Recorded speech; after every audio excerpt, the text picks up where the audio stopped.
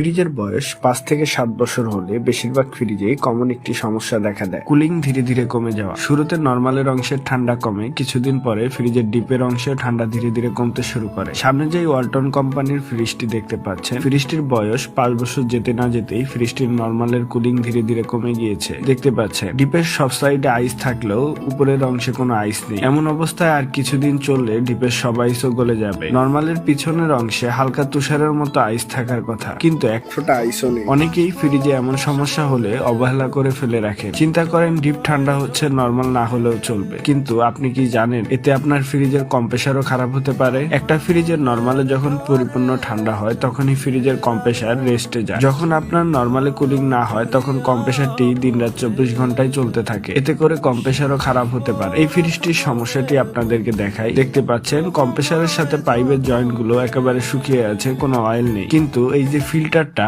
কম্প্রেসারের oil দিয়ে একেবারে ভরে আছে। যেখান দিয়ে ফ্রিজের গ্যাস লিকেজ হয়, গ্যাসের সাথে কিছুটা কম্প্রেসারের অয়েলও বের হয়। এই ফিল্টারের জয়েন্ট দিয়ে সূক্ষ্ম লিকেজের কারণে গ্যাস ধীরে ধীরে কমে গিয়েছে এবং কুলিংও কমে যাচ্ছে। চলুন দেখি আমরা পারি কিনা ফ্রিজটির নতুনের মতো কুলিং আবার ফিরিয়ে দিতে।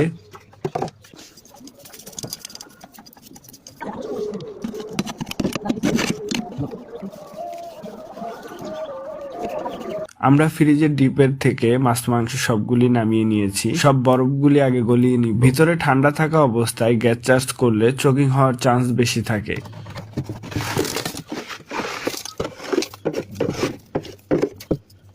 ফ্রিজের গ্যাসটা আগে ছেড়ে নিব।